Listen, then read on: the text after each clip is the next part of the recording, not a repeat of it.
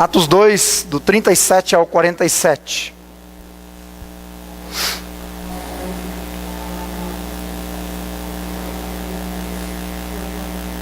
Diz assim a palavra do Senhor: ouvindo eles isto, compungiram-se em seu coração e perguntaram a Pedro e aos demais apóstolos: que faremos, varões irmãos?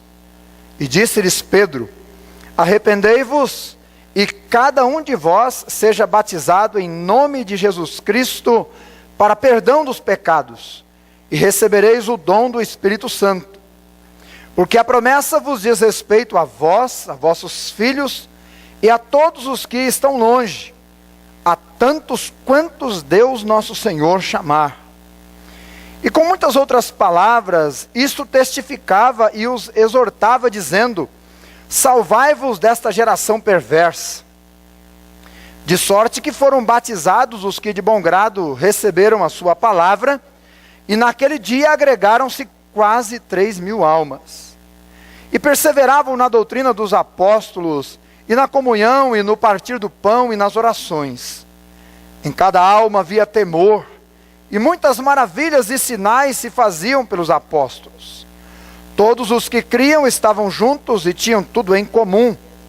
Vendiam suas propriedades e fazendas e repartiam com todos, segundo cada um tinha necessidade. Intensifique sua atenção nos versos 46 e 47, por favor, agora. E perseverando unânimes, todos os dias no templo, e partindo o pão em casa, comiam juntos com alegria e singeleza de coração, louvando a Deus e caindo na graça de todo o povo. E todos os dias acrescentava o Senhor à igreja aqueles que se haviam de salvar. Amados, eu estou convencido de que uma das maiores riquezas que nós possuímos é o acesso a Deus em oração. O acesso a Deus em oração. E nós já ouvimos hoje de manhã um pouco sobre esse assunto. Eu não vou pregar especificamente sobre esse assunto, mas eu vou começar com ele, porque realmente vale a pena. Orar é um privilégio, orar é uma bênção, orar é manter-nos em sintonia com Deus, orar é lançar sobre o Senhor toda a nossa ansiedade, orar é buscar direção, orar é buscar provimento, orar é aquietar, orar é andar com aquele que conhece tudo e tem o poder sobre todas as coisas. Orar é viver bem, orar é ter uma vida de prazer e de paz. Orar é viver nos braços do bom pastor. Mas nem todos, infelizmente, veem como riqueza a vida de oração. Se não vejamos, algumas pessoas, elas têm de ser forçadas a orar. Como Jonas.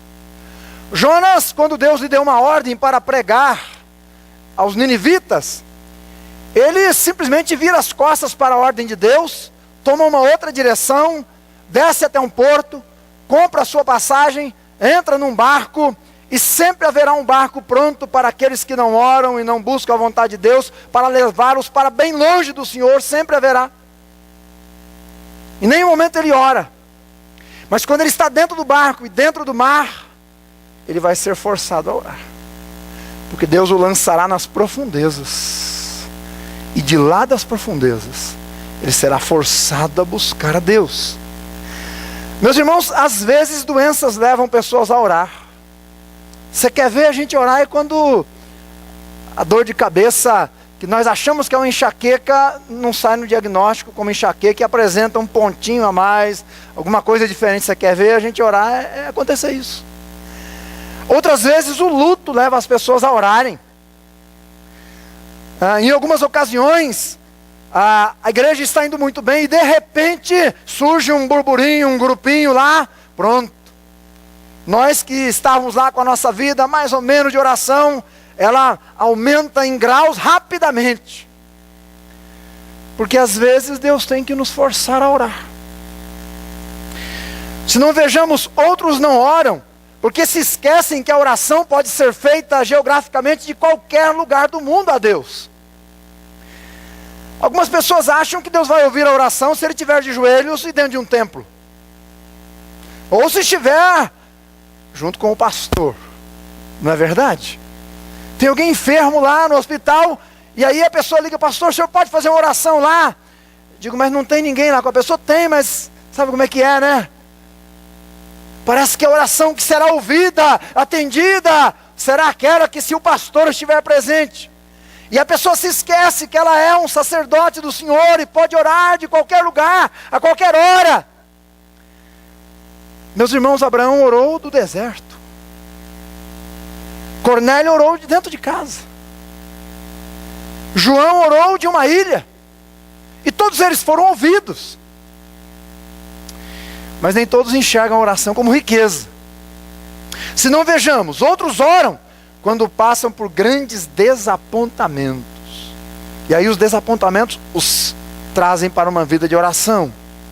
Pessoas desapontadas com seus casamentos. Pessoas crentes oram mais.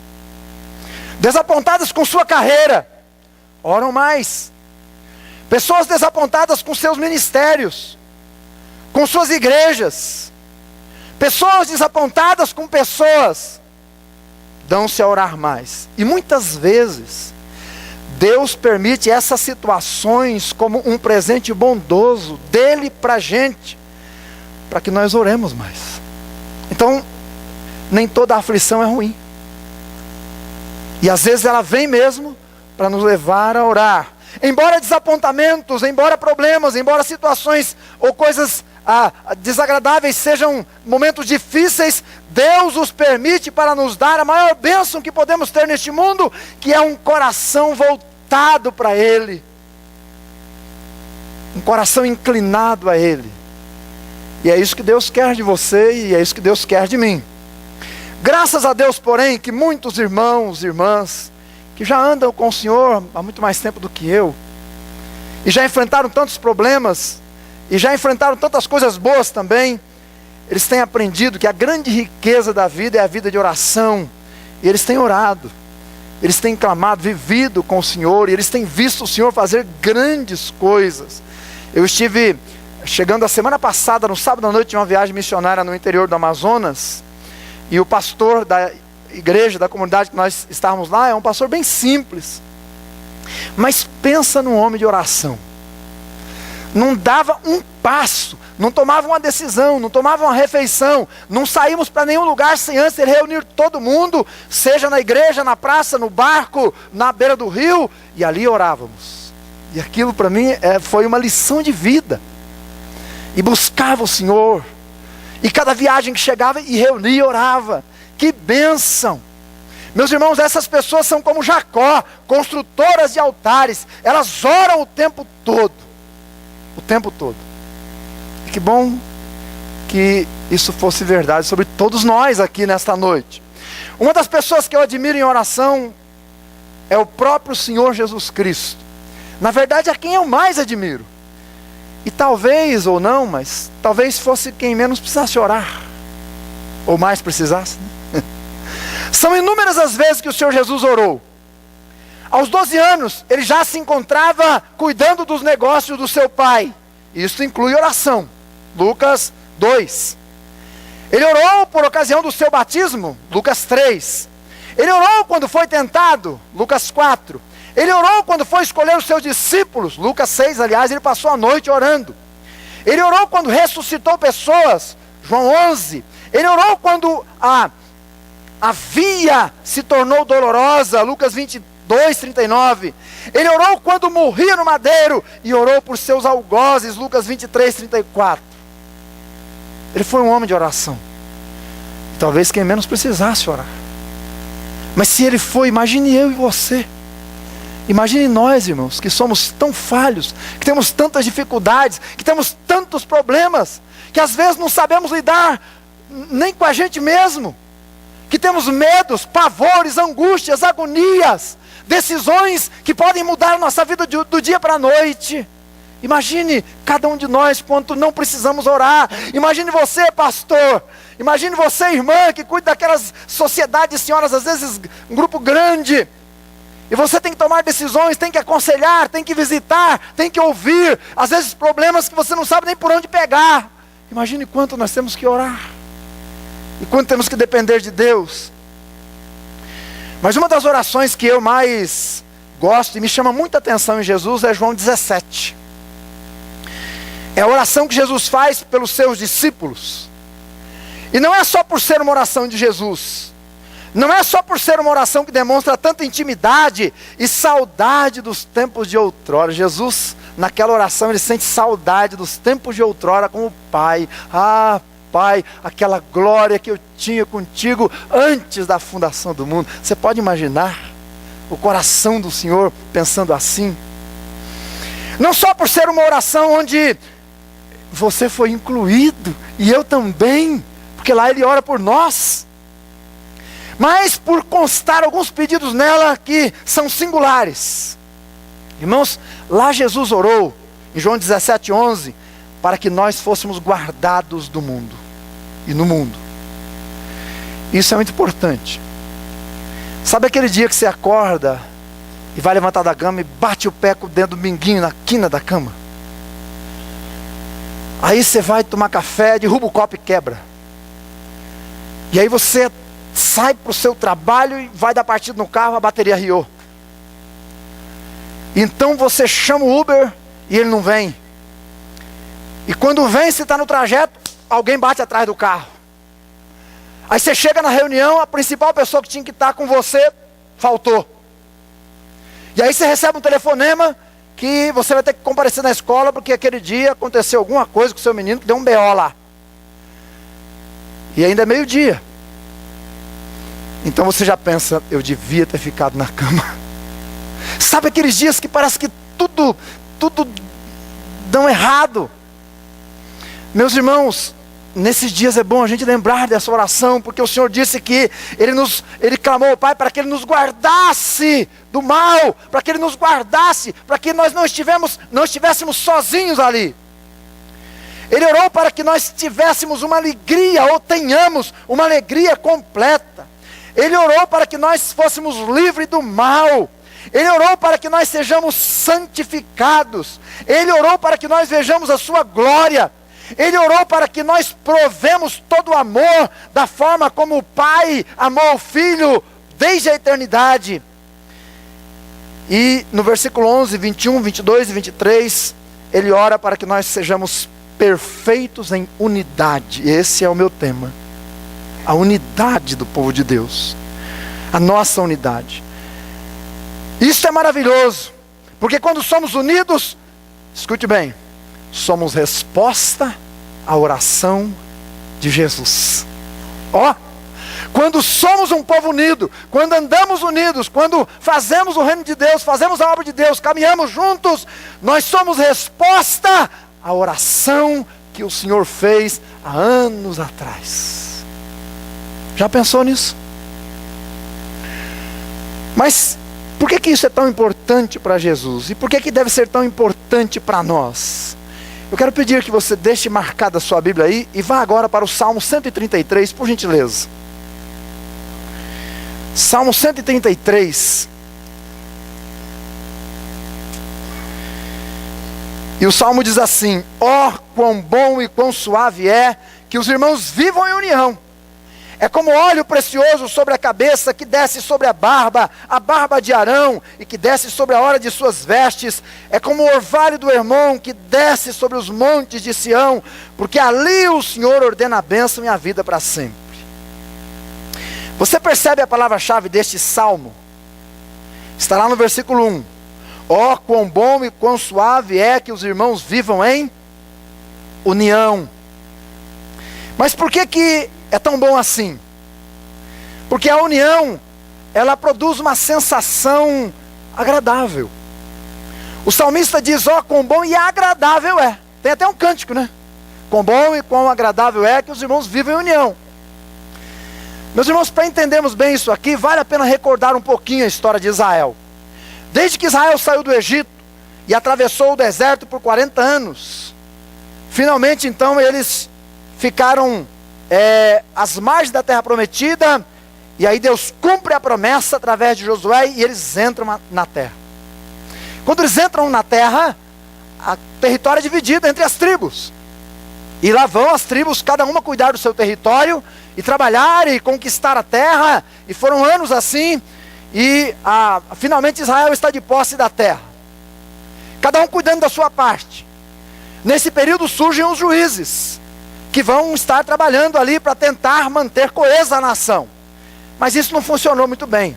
E a frase que prevalece nesse período está lá no último capítulo de Juízes, onde cada um fazia o que achava melhor. Então Deus, até mesmo atendendo o pedido do povo, levanta Saul como rei.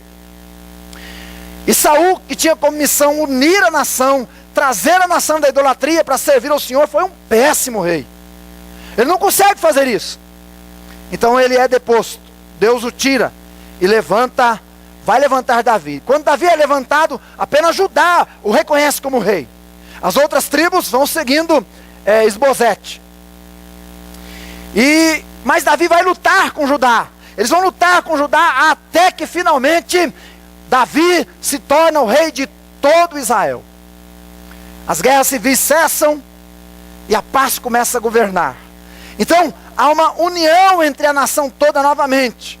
União social, união nacional, união sob um governo só. Mas o mais importante, a união espiritual.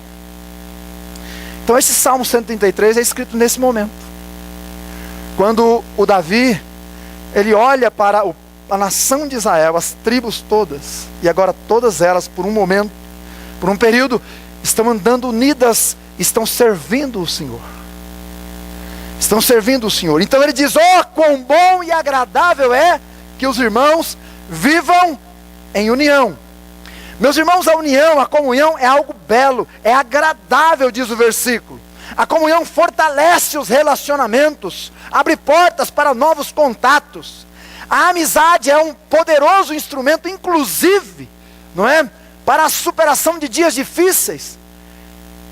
E também para ganharmos outras pessoas para o reino de Deus. Uma pessoa normalmente só permanece numa igreja onde constrói relacionamentos significativos de amizade, de comunhão, de interação. Sem comunhão, uma igreja perde o seu vigor. A pessoa perde a sua razão praticamente de caminhar, se ela estiver caminhando sozinha. Então Jesus é enfático na grande comissão ao afirmar que novos convertidos precisam ser integrados na igreja, e essa integração passa pela comunhão. Passa pela comunhão, porque a união, ela agrada, ela é importante, ela é agradável. Segundo, a união, ela cura. O salmista aqui usa duas figuras importantes para falar desta união, do poder da união e da comunhão. Uma é o óleo e a outra é o orvalho. Está aí no texto, claramente mostrado. Deixe-me mostrar um pouquinho da importância do óleo. O óleo, meus irmãos, tem um simbolismo muito rico, tanto no Antigo quanto no Novo Testamento. Sua utilidade era tríplice. Ele era usado como cosmético, remédio e símbolo espiritual. Agora, esse óleo aqui não é qualquer óleo. Perceba que ele era derramado sobre o sacerdote. Então ele era um óleo especial e só para aquela ocasião mesmo. Portanto, ele era um óleo raro e um óleo caro. Se não, veja a composição dele, e você pode pesquisar lá em Êxodo 30, do 22 ao 33, que descreve a composição desse óleo. Mas ele era composto de mirra pura, 5 quilos e 750 gramas. Canela aromática, 2 quilos e 875 gramas. A mesma medida para o cálamo e para a cássia. E 4 litros de azeite. Então era a fórmula, e era preparado esse óleo, e era esse óleo que era derramado sobre a cabeça do sacerdote, e aquilo ia descendo sobre a barba, e caía nas suas vestes, não é? E ia até o chão. Cobria prática, não era alguma coisa gostosa a princípio do sacerdote provar, né? Você já imaginou derramar um jarro de óleo, aquilo vai descendo? Mas era o que era feito. Quando usado, o seu cheiro espalhava-se demoradamente por todos os cantos do tabernáculo, templo ou da casa. De igual modo é a comunhão. ela se espalha. A comunhão, meus irmãos, é rara, sabia, muitas vezes. E também é cara, porque tem um preço a ser pago. É rara porque não é com todos. É cara porque custa. Custa a gente abrir mão de algumas coisas. Custa a gente investir para estar junto. Custa. Ela é rara e ela é cara. A comunhão fraternal traz beleza aos relacionamentos. Traz alívio à dor. Além de ser símbolo da cura espiritual. A comunhão é a expressão visível da ação do Espírito derramando o amor de Deus no coração dos crentes. Repito, a comunhão é a expressão visível da ação do Espírito derramando o amor de Deus no coração dos crentes. Se não, observe, você só se tornou crente porque nasceu do Espírito Santo. O Espírito Santo gerou em você a vida eterna. Depois disso, Ele veio habitar em você, Ele ungiu você, Ele capacitou você para ser alguém de Deus. E cada dia, o Espírito Santo revigora a gente para continuarmos na luta, no serviço do Senhor. Então o que somos, somos pelo poder do Espírito Santo. Esse é o símbolo do óleo. Mas também ele usa um outro símbolo, outra figura, o orvalho. E o orvalho é outra figura importante usada pelo salmista. O Warren Wiersbe, conhecido dos irmãos, diz que o orvalho tem algumas características. Menciono para você neste momento. Primeiro, eu já morei na roça, só um adendo antes, muitos anos. O pastor Tomé também, 700 alqueires, né, pastor? Nós moramos muito próximo no interior do Paraná. E eu me lembro que épocas de seca, irmãos, especialmente na época do inverno, a gente acordava de manhã, você olhava na plantação assim, a impressão é que tinha chovido à noite. Porque estava molhado. Mas não era chuva, era o orvalho. Que tanto fazia bem num período de seca para a plantação, para o revigoramento. Então o orvalho tem algumas características. Primeira, o orvalho cai frequentemente. Frequentemente. Sua ação é contínua. Assim como a comunhão cristã deve ser contínua. Não podemos deixar que nada interrompa a nossa comunhão. Nós temos que lutar contra aquilo que às vezes surge. E surge mesmo. Problemas sempre surgirão, mas nós temos que lutar contra isso, resolver e caminhar juntos. Ainda, o orvalho ele cai silenciosamente. Nenhum orvalho é precedido por relâmpagos, por trovões, por barulhos, por sinais luzíados no céu. Não. Ele cai silenciosamente, na quietude da noite. Não é? Ele cai sem alarde. É assim a comunhão fraternal. É por isso que ela vai curando. Alguém que você não imaginava na igreja, um dia chega em você, te dá um abraço e diz assim: irmão, você não faz ideia do quanto você é uma bênção na minha vida. E olha, eu tenho orado por você todos os dias. E cá entre nós, irmãos, de verdade, como é gostoso quando alguém chega e dá um abraço na gente de irmão mesmo, não é? Aquele carinho de irmão mesmo, e diz: olha, eu estou orando por você. Como é precioso, como é bom, como faz falta para a vida da gente isso. Assim o orvalho ele cai silenciosamente. Também o orvalho cai durante a noite. Ou seja, como a comunhão ele é importante para as horas mais escuras da vida. É quando atravessamos os vales escuros da dor, que a ação benfazeja da amizade desce sobre a nossa vida como um orvalho restaurador. O orvalho sempre traz renovo, refrigério, depois de um dia de calor escaldante. A comunhão fraternal tem o poder de refrigerar a alma, renovar o ânimo depois das duras provas do calor sufocante que normalmente nos atinge nas jornadas da vida. E eu sei que você sabe do que eu estou falando. O pastor termina o culto domingo à noite, e se ele for sozinho na igreja, e se ele não cuidar, se ele não cuidar com a síndrome do pensamento acelerado, ele termina o culto, quando ele desce do púlpito, senta no banco, ele começa a pensar na mensagem do domingo seguinte. Porque é a sua luta. Isso quando alguém não senta do lado e diz assim: pastor, depois do culto dá para dar uma palavra com o senhor? Irmãos, isso aí, olha, me dá um trauma esse negócio. Quando o membro chega antes do culto, fala: pastor, eu posso falar com o senhor uns 5 minutinhos aqui? Eu já fico pensando: ai meu Deus do céu, tenha compaixão, vou pregar hoje, senhor. Não é? Ou então depois do culto. E às vezes você sabe que as notícias não são muito boas, né? Aí pronto, você já está cansado, foi um domingo difícil, ou foi uma bênção, né? Mas de repente a pessoa vem ali e pronto. Meus irmãos, nessas horas, você ter pessoas do seu lado que realmente andam contigo faz muita diferença. Como o orvalho. O orvalho finalmente se espalha para horizontes longínquos. Você prestou atenção no texto que diz que o orvalho cai lá no Monte Hermon? É o orvalho do Monte Hermon que vai derramar-se no Monte Sião. Escute bem, do Sião até o Hermon são 200 quilômetros. 200 quilômetros. O Hermon é uma montanha substancial que fica lá perto da Síria. O topo dessa montanha, ele fica coberto de neve, quase o tempo todo. Só que ao redor dessa montanha há muitos lagos.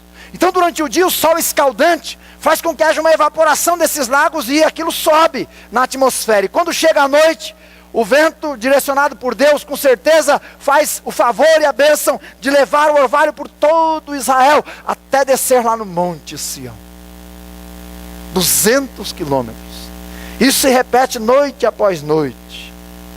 Não é? Noite após noite. Assim é a comunhão, irmãos. Assim é a amizade. Na medida que a igreja é unida, na medida que a associação é unida, na medida que as nossas igrejas, pelo menos entre nós pastores, somos unidos, não é? Essa comunhão vai se espalhando, vai chamando a atenção de outras pessoas. Nós temos um irmão lá na igreja, o nome dele é Tiago. E ele se converteu numa congregação nossa chamada Jardim Lisa, alguns anos, uns 15 anos atrás. E a conversão dele foi muito interessante, porque o pai dele tinha um boteco em frente à igreja. E toda noite era uma concorrência entre a igreja e o boteco. E aí uma noite o Tiago apareceu lá na igreja. Ele foi lá depois do culto. E foi uma vez, aí foi a segunda vez. E finalmente alguém sentou com ele, começou a conversar e tal. E ofereceu um estudo bíblico, ele fez estudo bíblico, ele aceitou Jesus Cristo como seu Salvador, não é? Foi transformado. E quando ele foi dar o seu testemunho, o testemunho dele foi o seguinte, ele disse assim: sabe, irmãos, por que eu vim aqui na igreja? Porque todo domingo quando terminava o culto eu ficava na porta do bar do meu pai lá. E eu ficava olhando aquele monte de bêbado lá, e às vezes aquelas brigas que saíam lá dentro. E eu olhava do outro lado da rua e eu via a igreja e o pessoal rindo, e se abraçando depois do culto, e tomando café. Eu pensava, não é possível uma coisa dessa. Aqui devia estar a alegria, não lá. É aqui que a gente faz o que quer, não lá. É aqui que a gente vive livre, não lá. Então, eu resolvi vir saber o que é que vocês têm que eu não tinha. E eu descobri, eu não tinha Jesus. Eu não tinha como ser feliz. Meus irmãos, a comunhão da igreja, ela se espalha, ela chama, ela perfuma, não é? Então, assim é o poder da amizade, da união, ela cai sobre a pessoa aqui, abençoa outras pessoas ali, outras lá. E aí entra o terceiro item aqui desse salmo, ela abençoa pessoas, ela é abençoadora.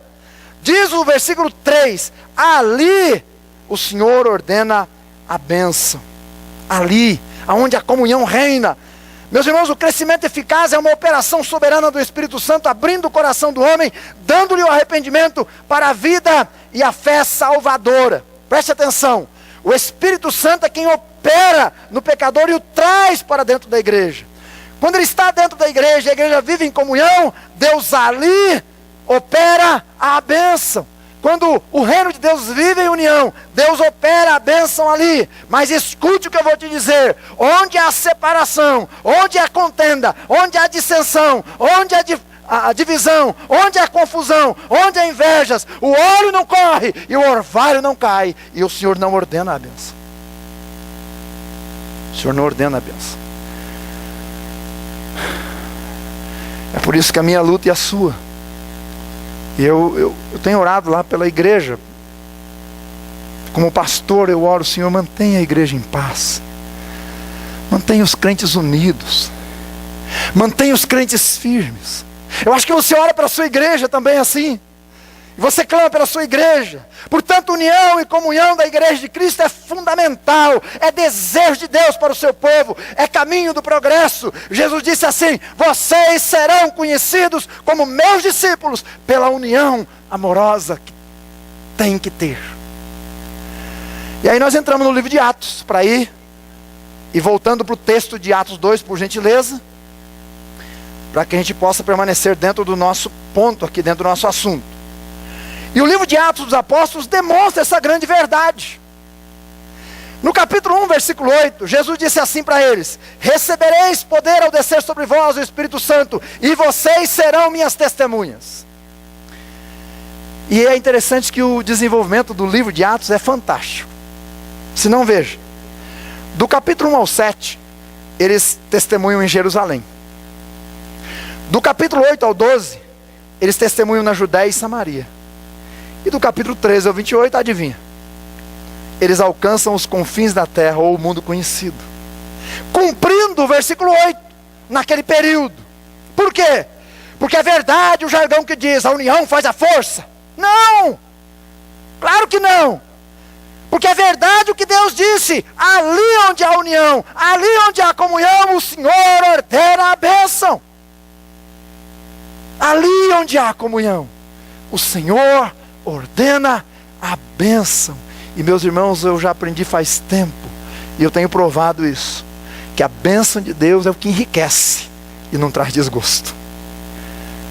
Você pode ter de tudo, você pode ser um doutor, pós-doutor, você pode ser abastado, mas sem a bênção de Deus, irmão, isso não vale nada. Vale muito pouco. Mas a bênção de Deus faz toda a diferença. Agora é difícil entender isso? Não. Difícil é viver às vezes, né? É difícil é manter a igreja assim às vezes. Às vezes é difícil entre nós mesmos. Porque às vezes é mais fácil a gente se isolar, né? Quer saber de uma coisa? Pega a jaca, enfia o pé nela. Eu vou ficar agora no meu cantinho. Eu li uma historinha de criança que diz que uma manada de porcos espinhos foram pegas de surpresa numa noite muito fria, uma nevasca que chegou. E aí, na boca da noite, eles foram pegos por aquela nevasca, cada um já procurou um cantinho. No outro dia tinha 20 mortos. Então o chefe do bando, da manada, disse: não, temos que fazer alguma coisa. Desse jeito não vamos chegar no terceiro dia, morre todo mundo. Essa noite nós vamos passar a noite juntos. Agora você imagina uma manada de porcos e espinhos juntos. No outro dia, irmãos, tinha um espetado aqui, outro espetado ali, outro espetado lá, um reclamando daqui, outro reclamando de lá, porém, estava todo mundo vivo. Todo mundo vivo, porque o calor do corpo e tal, conseguiram passar. Aí já teve alguns que disseram: não dá, esse camarada me espetou muito, eu não aceito isso aí, eu vou ficar na minha.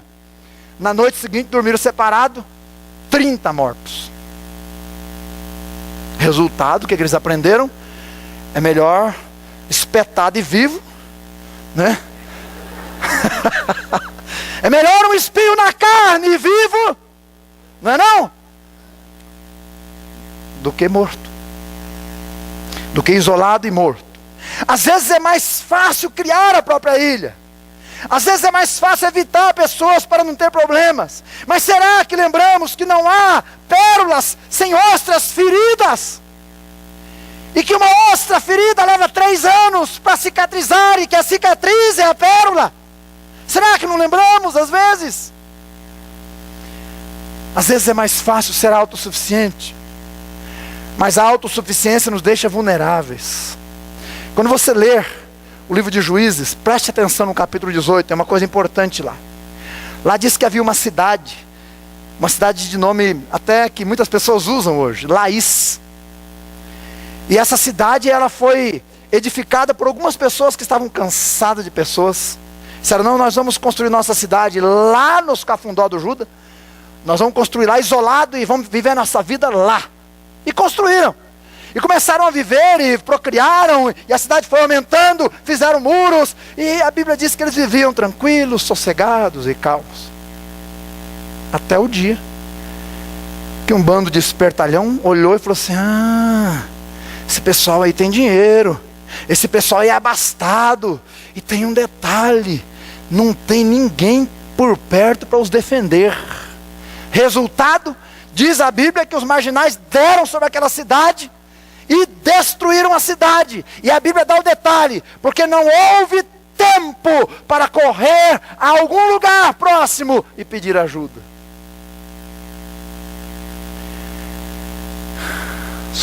Autossuficiência, irmãos, só vai levar a gente para a morte. Mas às vezes é mais fácil, né, eu ter o meu próprio objetivo. Às vezes é mais fácil fazer as coisas do meu jeito, e se não for do meu, então, cada um com o seu. Aí vale-se daquele ditado, cada um por si, Deus por todos. Escuta, acontece que Deus não é por todos os que querem viver por si só. Ele não é. Porque Ele orou para que o seu povo seja um. Ele não pode ser incoerente. Deus não abençoa um povo desunido. Jesus afirmou que um reino dividido, casa, igreja, trabalho, não subsistirá. Quero olhar para esses dois versículos agora, finalmente. Versículos 46 e 47, com os irmãos. E aprender um pouquinho sobre a igreja primitiva e semear em nossos corações hoje à noite um desejo ardente pela nossa comunhão, união, para que nós saiamos daqui dessa associação desejosa de estar no ano que vem com outros. E juntos fazemos desse lugar aqui realmente um lugar ainda mais especial, por termos outros andando conosco. Lucas faz uma coisa interessante em Atos. Ele separa dentro do livro de Atos algumas porções para mostrar como é que era a vida cotidiana da igreja primitiva. Se não, escute. No capítulo 4, versos 32 ao 35, a ênfase naquele trecho, aquele resumo, é que a igreja alimentava e socorria os necessitados. Em Atos 5, do 12 ao 16, a ênfase é que a igreja estava cuidando dos doentes e dos enfermos.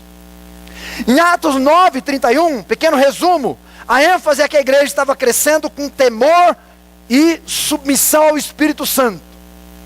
Em Atos 12, 24, a ênfase é o progresso missionário, a igreja estava fazendo missões. E aqui nesse texto, capítulo 2, versículo 46 e 47, a ênfase é o poder da união desembocando no acréscimo de almas para o reino de Deus. E aí eu quero pensar rapidamente em 4 coisas importantes que eu vejo aqui. Primeiro, o que não é união bíblica? União bíblica, meus irmãos, não é simplesmente ajuntamento. Pessoas podem estar juntas, mas não unidas. Um exemplo, Paulo diante do Sinédrio. Estão lá os fariseus, os saduceus, todo mundo pedindo a cabeça de Paulo. E um argumenta de um jeito, outro de outro, e todo mundo quer Paulo morto. Aí Paulo dá uma olhada assim, percebe que é um ajuntamento.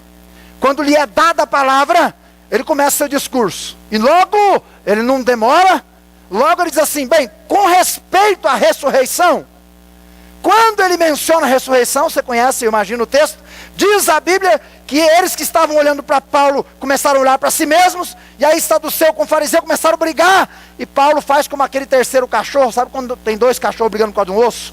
Está lá, estão brigando, se matando por causa do osso, enquanto eles estão se matando, vem um terceiro cachorro assim. Paulo faz a mesma coisa, ele joga o osso, e os dois vão se matar por causa do osso, e aí ele, era um ajuntamento, não era uma união. Ajuntamento necessariamente não é comunhão, e muito menos igreja. Você pode ajuntar pessoas num campo de futebol. Você pode juntar pessoas num comício. Você quer ver o lugar aqui da gente é em comício. Especialmente se os artistas for bom, vão cantar, né? Você pode juntar pessoas numa festa, num casamento, num aniversário. Mas isso não é comunhão. Se não, escute. O rapaz fez uma festa de aniversário. O local não era muito grande. Mas deu lá umas horas da noite, umas 10 horas da noite, e ele olhou assim, rapaz, não cabia mais gente. Falou, meu amigo, eu tenho muito conhecido que eu nem conheço. Ele olhou aquele ambiente lotado de gente e falou, mas rapaz. Aí ele teve uma ideia. Subiu em cima da mesa e falou assim, gente, só um minuto. A festa está animada, está gostosa aqui, mas dá uma pausa aí. Agora eu vou falar um pouquinho. Vamos fazer o seguinte, vamos identificar o povo aqui. Vamos lá, ó. Quem for amigo do noivo do meu lado direito. Aí foi um 40 do lado direito. Agora quem for amigo da noiva, pro lado esquerdo. E aí foi uns 30 pro lado esquerdo. Aí ele falou assim, agora vocês todos catem a violinha de vocês e sumam daqui, que aqui não é casamento, é uma festa de aniversário. Vazem. Pois é, ajuntamento. Mas não tinha nada a ver, né? Os caras estavam no lugar errado. Os caras estavam de bicão lá. Meus irmãos, união não é ajuntamento, simplesmente. União bíblica não é comunismo. Você sabia que tem gente que pega esse texto para dizer sobre o comunismo? E ele diz assim, olha, vejam o comportamento da igreja primitiva, era comunista. tinham tudo em comum, vendiam suas propriedades, distribuíam, não é? Equiparando a situação de todo mundo. Meus irmãos, isso não é verdade. Aqui na igreja não era assim. A distribuição de ajuda era de quem podia para quem precisava, voluntariamente, pontuadamente, temporariamente. Não é um estilo de vida o tempo todo ali. É conforme a necessidade. Também união bíblica não é excesso de simpatia. Aliás, cuidado com quem é muito simpático, viu? Tome cuidado com pessoa muito simpática. Quem é simpático demais é chato. É verdade. Sabe aquela pessoa que gruda na gente? Tudo que você fala, ela, é isso mesmo. Não é? Tudo que você faz, ela bate palma. Tudo que você faz para ela é o máximo. Cuidado. Tome cuidado. Essa pessoa, ela não é capaz de ajudar você quando você está fazendo uma coisa errada. Porque ela é simpática demais. Não é? Ela faz menos bem a nós do que os antipáticos às vezes. Sabe aquela pessoa antipática? Que é seu amigo, mas ele não é tão simpático. E há uma tendência dos antipáticos serem mais sinceros. Os antipáticos muitas vezes nos fazem crescer, porque a pessoa cobra, pega no seu pé, não é? Exige um pouco mais. E ela só diz que é verdade quando é verdade mesmo. Ela não é aquela pessoa que dá um tapinha nas costas, meia verdade, mas ela deixa passar. Não. Comunhão bíblica não é excesso de simpatia, cuidado. Comunhão, aliás, não é? Provérbio diz que o verdadeiro amigo, o verdadeiro unido é aquele que afia o rosto da gente. Não é? Afia o rosto do outro amigo, fala o que tem que falar, ouve o que tem que ouvir, conversa o que tem que conversar. Então união bíblica não é isso. Logo, o que é então? União bíblica, eu quero ilustrar lá em Êxodo capítulo 26, não precisa abrir, só vou narrar aqui. Quando o tabernáculo foi construído, ao redor dele haviam tábuas que eram colocadas uma do lado das outras. Elas ficavam assim, uma do lado da outra. Para mantê-las de pé, elas eram colocadas dentro de algo, encaixadas, e 4 varas ao redor mantinham elas de pé, e tinha uma quinta que passava por dentro. Por dentro. É assim a comunhão bíblica. Primeiro, o Espírito Santo é o que age dentro da gente. Dentro da gente. Internamente. É Ele quem regenera. É Ele quem dá vida. É Ele quem transforma. É o Espírito Santo. Veja, nesse texto, Pedro pregou um sermão onde quem ouviu foi a própria multidão que crucificou Jesus. Está lá no capítulo 2, versículo 23. Eles crucificaram Jesus. Mas agora Pedro prega a eles. E diz a Bíblia, no versículo 41, eles receberam de bom grado a palavra. Receberam de bom grado, ouviram a palavra, receberam de bom grado. Veja, o Espírito Santo operou, convenceu-os do pecado, abriu os seus olhos para verem Jesus, regenerou eles, uniu-os à igreja, capacitou para viverem juntos. Meus irmãos, é o Espírito Santo quem nos trouxe para viver juntos. É o próprio Deus quem nos fez igreja. Isso internamente. Aí externamente, está aí no livro de Atos. Diz a Bíblia que as 4 varas podem ser, não é, entre aspas, ilustradas aqui, doutrina dos apóstolos. Comunhão tem que ter base doutrinária. Tomavam parte na comunhão do dia a dia, ou seja, no compartilhar algo com alguém, verso 42. E nesse caso era compartilhar o próprio Deus. Eles partiam o pão, e o artigo definido aí pode se referir praticamente à ceia do Senhor. Eles aprendiam a orar, sabe como? Orando. Isto criava uma unidade bíblica, mas também unidade criada pelo Espírito Santo. O Espírito Santo criou a unidade, e a prática desses itens mantinha esta unidade. Então note o progresso. Firmeza doutrinária que leva ao conhecimento de Deus, que leva à intimidade da mesa de Deus, que leva a uma vida de conversão, a conversação e dependência do Senhor, e tudo isso pelo Espírito Santo. Então Efésios 4:3 vai dizer que esta unidade deve ser mantida, guardada e desenvolvida. Unidade operada pelo Espírito Santo. É o Espírito Santo quem promoveu essa unidade. Portanto, não mantê-la é pecado. É errado. E não contribui para o progresso do reino. Penúltimo lugar. Como é que nós vemos esta verdade aqui nesses versos 46 e 47? Bem, você é uma pessoa inteligente. Você já percebeu que estes versos refletem a unidade operada pelo Espírito Santo no verso 41. Então no verso 41 o Espírito Santo promoveu a unidade, e agora a atitude da igreja reflete esta unidade operada pelo Espírito Santo. Que reflexos são esses? Note, diz a Bíblia que eles se encontravam diariamente. Depois que eles cuidavam uns dos outros. Depois que eles ganhavam almas. Meus irmãos, eles não se encontravam uma vez na semana. Isso era uma vida diária. Ser crente para eles era ser crente todos os dias. No mercado, no trabalho, na rua, na esquina. Eles viviam juntos. Sua fé era uma realidade diária, não uma rotina semanal. A visão deles era de reino. Eles criam corretamente e viviam corretamente. E meus irmãos, é assim que devemos viver. Cremos corretamente. Precisamos cada dia viver corretamente. Eles eram pessoas diferentes, não pessoas esquisitas, que é diferente, né? Eles viviam e vieram de famílias diferentes. Eles eram uniformes em toda maneira de pensar e fazer as coisas? Claro que não. Mas eles eram unidos pelo poder do Espírito Santo e superavam as diferenças, colocando-as na presença do Senhor. A força que os unia era maior que a diferença que os separava. Eu e você precisamos manter esta unidade. Esse é o meu trabalho e esse é o seu. Comunhão é rara, comunhão é cara. E se nós não lutamos por ela, o óleo não cai, o orvalho não desce. Em último lugar, qual é o benefício da união para o reino? Bem, está aí no versículo 47, no finalzinho. O que diz lá? E todos os dias, acrescentava o Senhor à igreja aqueles que se haviam de salvar. Você se lembra do Salmo 133, do início dessa mensagem? Como é que ele termina? Porque ali o Senhor ordena a bênção. É exatamente o que acontece aqui. Ali aonde? Ali aonde está a união, a comunhão verdadeira. Ali o Senhor ordena a bênção. Ali o óleo é derramado, ali o orvalho cai. Meus irmãos, Deus os abençoou. Já foi mencionado aqui nessa conferência o quanto essa igreja aqui progrediu no livro de Atos, de 120 para 3.000, para 5.000, para viagens missionárias, para igrejas fundadas.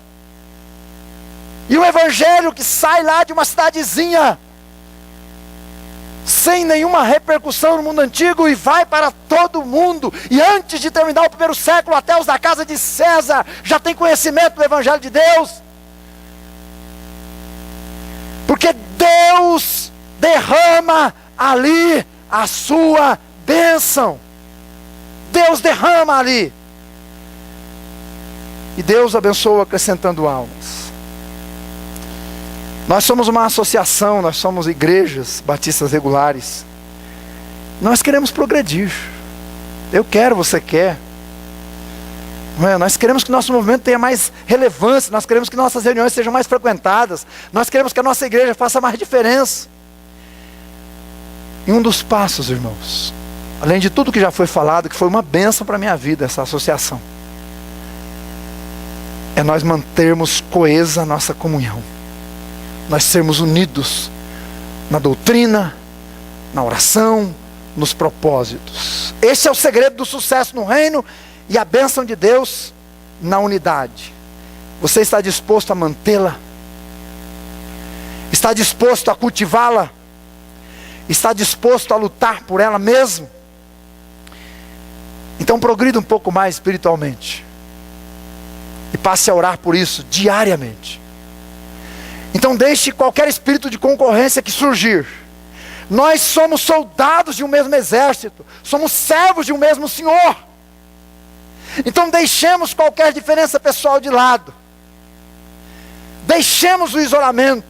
Cumpramos a palavra de Jesus que diz: vem para o meio, vem para o meio, vem para a comunhão. É ali que o Senhor ordena a bênção.